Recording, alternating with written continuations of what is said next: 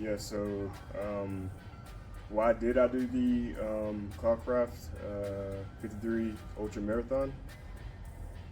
Essentially a 33 miler. The reason I've done it is because I wanted to get the experience on how my body reacted to running 33 miles, which was over rugged terrain.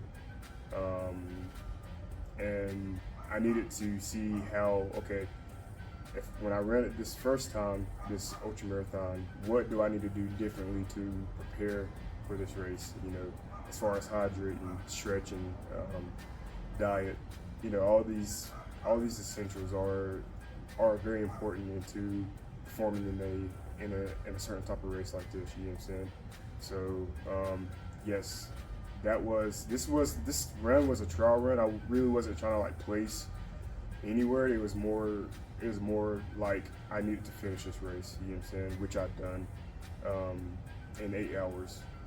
So I'm very proud of myself for that, but I know obviously I want to do better next time. So yeah, so what I could have done better coming into the race was probably hydrating more and stretching. I'm not gonna lie.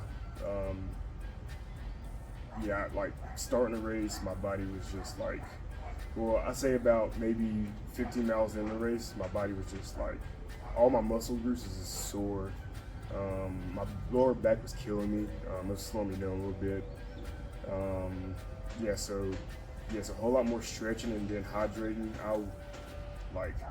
I'm pretty sure I was like again, like 15 miles into the race, I started getting pretty dehydrated. Even though I was hydrating at every aid station along the way, I was still just, you could see my body was just like, I wasn't hydrated properly coming into this race. Yes, so stretching and hydrating will definitely be conducted more properly going into another ultra marathon or marathon.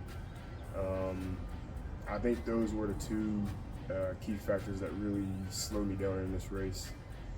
So my experience with the race. Okay, yeah. So my experience with this race was, I ain't gonna lie, it's pretty brutal. Because I always go to McKelvin Canyon, and I train up there. I run a lot up there, but it's just different. In Cloudcraft, the trails were filled with rocks, and it was just rocks everywhere, you know what I'm saying? So you had to watch where your foot placement was. You place your foot in the wrong place, you won't break an ankle or roll your ankle, get injured, and you wasn't going to be able to complete the race. So definitely foot placement was important, and then just there's times we had to go downhill and you had to brake, and that was a little harder on the knees, so braking plus trying to avoid rocks or right foot placement was pretty tough. I'm not gonna lie about that. It took a toll on your body, you know what I'm saying?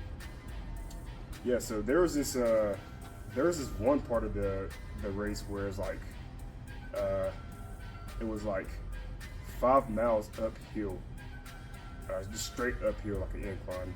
And I got to the aid station for that part of the race, and one guy told me, he was like, he told me like, this is gonna be the hardest part of the race, and I was like, oh, okay. Yeah, so got to that point. It was brutal. It was like it never ended, and that's times like this where you really get to see a lot about yourself and see what you're made of, and